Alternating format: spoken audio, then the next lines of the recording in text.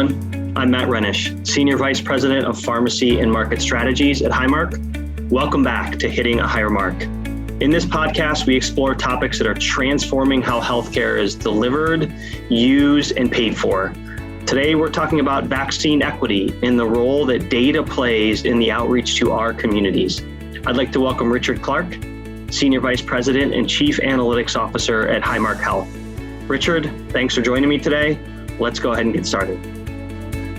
You've been really involved in all of our vaccine work, Richard, and both rapid and equitable distribution of the COVID-19 vaccine have been a priority for the enterprise, AHN, and for Highmark.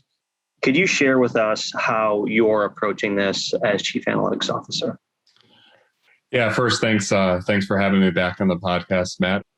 Like everything with COVID, it's been a journey, and it's been a evolving journey around the vaccination, kind of moving through multiple phases that we'll talk about today, from the early phases where the demand far exceeded the supply, and now we're in a very different phase where supply is much more readily available.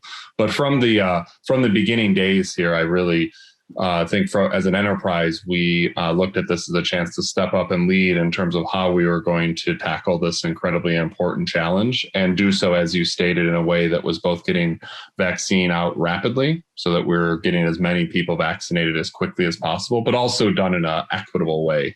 And that involved the use of kind of all of our assets, our data and analytics capabilities, our outreach capabilities, our provider-led capabilities, our partnership capabilities, et cetera. And we've been thinking our community assets and relationships, and we think really hard about that to make sure that in that distribution, we could do both of those. And to date, I think we've been very successful, having administered hundreds of thousands of vaccines, as well as meeting our goal of having at least 15% of those vaccines going to minorities. Great. Thank you for sharing that. And thanks for honestly all that you've done and your team has done, not just around the vaccine, but around the early analytics as we tracked COVID. And I think that's created new capabilities for us that have put us, frankly, in a national spotlight, particularly with the Vaccine Community Connector program. So, can you tell us what that is? Yeah, so this was a really exciting opportunity to partner with the Biden administration as well as across the industry. And what this Vaccine Community Connector program was, it was really a coming together of a really collaborative group that was led by the Blue Cross Blue Shield Association and the America's Health Insurance Plan. So BC, BSA, and AHIP leadership came together kind of at the request of the Biden administration, working with Andy Slavitt and his team to say, how could the country's health plans come together and use their data and information and member outreach to help facilitate that equitable distribution? Because we knew early on it was very easy to just put online scheduling out there, but that really biased people who had the ability to get to that online scheduling, the time to schedule it, the ability to get off work, the ability to go and have transportation to get there, et cetera. And if we just did that, it was not going to be equitable. It'd be fast, at least early on when supply was so much more than demand, but it would not be equitable. And so the question was, what could the health insurance plans do? And we worked collaboratively, and I was fortunate enough to represent Highmark on that team, and really talk about what could we do. And our approach as a blended organization, where we both have the insurance plan and the provider care delivery side, really positioned us as a leader even within that group, along with those like Kaiser, Permanente, to really say, well, this is how we're doing it across our combined assets. And we landed on a process that was first around identification. So where are those members that are living in vulnerable communities? And we used the CDC Social Vulnerability Index to essentially stratify our membership to say, here are people that are living in communities that are socially vulnerable and likely are going to have either a harder time getting access to vaccine or challenges with being able to navigate themselves to a vaccine. And what could we do then in terms of proactive outreach? outreach to them to raise awareness, reduce hesitancy, facilitate connection.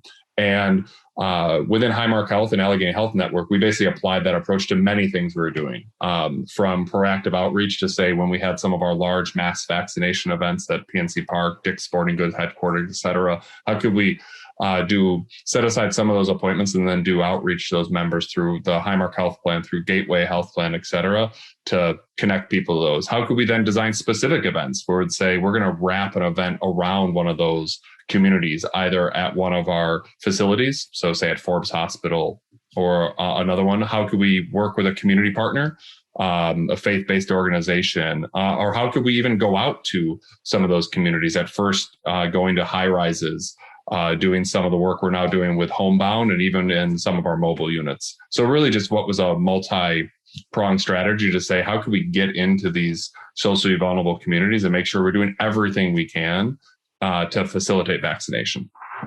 Richard, that's great. It's really exciting to see and to hear. And I think, a couple of things that you said in there. First, I'll just harken back and say that team, I'm sure, is fortunate to have you on it, just given how much you've driven to impact for us and for our communities, is one. And, those kinds of programs, when you're on the ground level, they make a real impact for people that we probably wouldn't be able to get to in other ways. And so that social vulnerability index and those other things really help pointed us in different and new directions, which is great. Yeah, and it's really been a great, just for me personally, very inspirational time, both in terms of what the industry can do together. It was really an example of best practice sharing, very open dialogue, amongst companies that, don't always see eye to eye in terms of some of their approaches and are competing in the market in terms of membership and growth and things. And so it was really setting all of that aside, coming together, sharing best practices, talking with each other about what are we doing that is very effective. And then to your point, raising up from that kind of macro level down to the real micro. And the targeted impact of this program was to get at least 2 million seniors, 65 plus, vaccinated within these socially vulnerable communities. And, the kind of micro impact of that, I'll never forget one of our folks that work in our Medicare Advantage business units. We were doing some events at our local retail stores, again, centered around some of these social vulnerable communities. And she sent me a picture of a 95-year-old who had just been vaccinated, and the entire kind of office and group there in a socially distant way, we're singing happy birthday to her. And that's just such a cool kind of experience to say, hey, all this kind of high level discussion that we're having then translates into kind of individual impact in people's lives to help them kind of celebrate that and then celebrate that with their families, which again has been probably one of the most impactful things that at least I've had the opportunity to be involved in my career. Yeah. And, just to underscore that, this is a once in a lifetime event for probably all of us. And, with that comes a once in a lifetime opportunity to make a difference and to get us closer to the end of this. So thank you for everything that you've done with that. How else have we as Highmark been using data and analytics to benefit our members during COVID? You mentioned those events. I'm sure there are other items that we've been doing.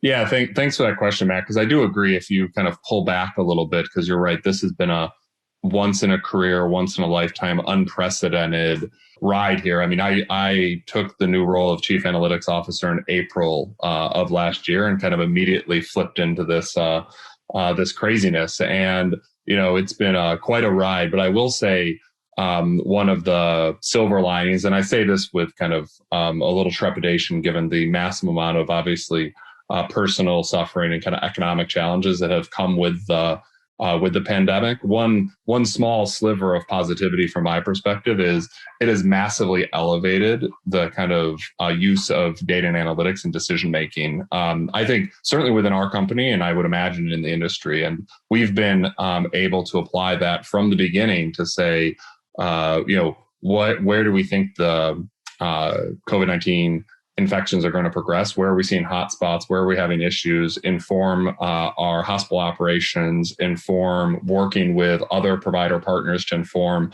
how they're thinking about surge capacity, those types of things, and working locally with either the health departments to inform kind of public actions. And so that was at the very beginning. And there's a lot of press around various types of modeling. And, we really focused on making sure that we were able to do very local market granular modeling, not trying to forecast what's going to happen in 6 months or 12 months, but really what's going to happen over the next 4 to 6 weeks to just inform operations. And that really, I think was incredibly impactful and helped us be nimble throughout this was one. And then second is we're able to pivot off of that and say, okay, well, seeing that it's quite obvious to this is going to be a bit of a marathon.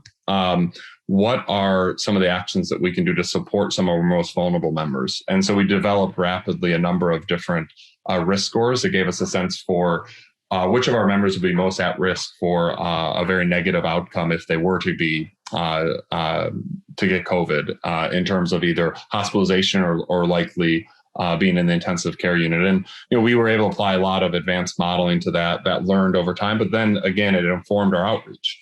And we did a lot of proactive outreach there in terms of ensuring that they had the support, getting them signed up for telehealth, getting them connected to various community assets, all the way to amazing stories of some of our Highmark colleagues, bringing groceries and leaving them on the doorstep of some of these folks just to make sure that they were able to stay safe. And if we think back, this was a time when we really didn't know what was going on and people were still leaving their groceries outside and spraying them down and things. And so I really think that all of that led us to really get this analytics more integrated into our operations. And that's ultimately at least my goal, right? I don't want to just do analytics for the sake of doing it. I want it to inform our decision making. And actually COVID kind of accelerated us down that path quite a bit. And, we're certainly not going to go back from there. Yeah, those are just great examples. And some of those stories are really powerful, right? One of my really good friends who's a Highmark employee, helped an elderly woman and her sister shop for groceries kind of in that early time because you're right, we had no idea. And, that helps, continue to keep us inspired to move forward. And you mentioned developing, risk scoring around members who are most susceptible, frankly, to get COVID and have, severe outcomes. Just to clarify that led to our clinical services team calling those most vulnerable members to do everything that we could to try to keep them, at the time, kind of away from any place where they may contract COVID, to get them signed up for telehealth, et cetera. That was probably 150,000 people that we reached out to. And really, just to build on that, you're absolutely right. It was really, again, a kind of stratification of that, right? From the, very high touch personal outreach to the most vulnerable members. And we really took a, multi-channel, omni-channel approach to this. So at the center was, machine learning based model that was learning all the time to say, which of these people are most likely to have a bad outcome if they were to get infected, leading to a number of interventions with the sole objective to prevent them from getting COVID.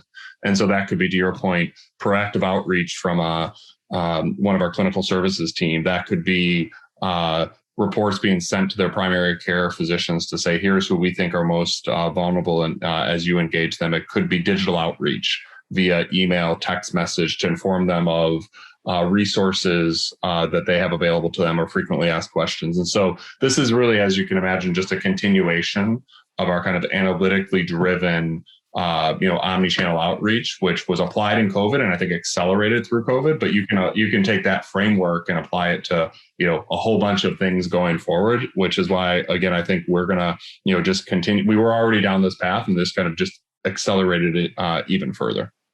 Yeah, it's going to really enable us to make sure our members are getting the right care at the right time and leading to better outcomes. And I think, Matt, just on that point, we've already started to see some of the fruits of that, right? So if we look at our preventative screenings, which we obviously know dipped quite a bit in 2020 due to people's just fear of, going out and getting that, we've seen a lot of those return already in early 2021. Yeah. To pre-pandemic levels, and our ability to kind of pivot on that and say, okay, here are some of the people that we're most concerned that didn't get a colorectal screening or a breast cancer preventative screening. How can we use these same tools to then drive them back for the appropriate care that will, we know lead to better health outcomes? It really sits at the center of the living health strategy that we're deploying. And again, I think was only sharpened kind of throughout 2020 and into 2021. Yeah, that's great. And every state did the vaccine distribution a little bit differently. And our largest state, Pennsylvania, really sent the vaccine largely through health systems. And we have a number of health system partners and own a health system here in Western PA. How did we collaborate with other health systems during the pandemic to get the vaccine out to people? Yeah, it's a great question. I mean, obviously at the center of everything that we're doing more broadly is kind of tight partnerships with our health system providers as well as community providers. And we have a number of examples throughout the pandemic that we did a lot of tight collaboration and partnership there. Locally in Western Pennsylvania, leaders from Allegheny Health Network, in particular, Dr. Don Whiting, did a lot of collaboration across the chief medical officers of the major health systems to talk about, disease progression. A lot of it was informed by our analytics, disease progression, collaboration around vaccine outreach, either to, again, some of those socially vulnerable communities or more recently around school districts. So that was kind of occurring in Western Pennsylvania. And then if you kind of go across the state, again, we did a lot of collaboration early on around here are some of the at-risk members, collaboration around not only that kind of risk stratification, but just technically how to do that, kind of bleeding then into some of that disease progression modeling. And then most recently in terms of collaboration around, again, some of the vaccine outreach where we could assist in terms of some of that stratification to say, hey, here are some of the geographies that we are seeing lower penetration. What can we do in terms of bringing access there? And that wasn't limited to just our provider partners, critically important, but it also was, local officials as well. And then a lot of our community providers as well, because one of the things we definitely found to be true is that the more that we could leverage a trusted source for that distribution, the better uptake that we would have. Yeah, that's really great examples. And you mentioned our living health strategy, which really comes down to partnering with many different, providers and other stakeholders and kind of blending together, right, parts of the system to deliver better outcomes. And I think those are great examples of doing that across many different, types of partners. And I think to that exact point, the foundation of any of those collaborations and blending is trust. And I think, a lot of that trust was generated through COVID-19 as we put away a lot of the other discussions that, hey, this is a community and, national issue that we all need to figure out together. What assets can we bring to bear to do so? And I think that generated a lot of relationships and trust that are, again, just going to kind of be tailwinds as we kind of move out of this to many other things that we can do to improve the health outcomes and, the overall health of the communities that we serve. Yeah, that's right. At the root of it, trust is the best way that you work together. You mentioned kind of much earlier some of, the mobile units and outreach into communities that may not have access points. Can you talk about, Kate, which is the mobile van, and how that's helping to address vaccine equity? Yeah, that's an important part of the strategy. As you can imagine, early on, we had lots of discussions around various barriers for getting the vaccine. One of them being travel, and we were working on lots of different solutions there. And people have seen lots around providing rides and partnerships with Lyft, all important in parts of the solutions. But then one of them is, well, let's just bring the vaccine to people, right? And we started to do that where we could. So again, going to some high rises where going to the homebound. But then the most recent innovation, which was really enabled by the J&J single shot vaccine was starting to actually put out mobile units. And we did this on the testing side. So exact same van that was out in communities, kind of bringing testing out to the communities. Again, a critical part of controlling the spread to know where it was. That van was just retrofitted to now go out and apply the vaccine. And it was a great partnership with a Latino connection to say, how can we essentially put this van on tour? And essentially bring it out into the communities, set up and be a spot that would be easily accessible for people to come to. And again, some of the kind of mapping of that tour schedule, if you will, was again informed by data and analytics, either which are the vulnerable communities that we need to go to, where do we know there's lower penetration, where do we think there's a large group that might be having access issues that we could close by, again, kind of bringing that solution out into the communities. And I think it shows just another great example of what can happen when there's a blending and partnership between an organization like Highmark and Highmark Health with a community partner to bring some of these assets into the community in a trusted way that people will then take advantage of. Richard, thank you for joining me today to talk about equitable distribution of the COVID-19 vaccine. This is a very exciting and important topic, so I appreciate all your insights and expertise and the impact that you've delivered. To listen to an extended video version of this interview, visit us at youtube.com/Highmark Inc. The link will be in the description of the show. I'm Matt Rhenish, and thank you for listening to Hitting a Higher Mark.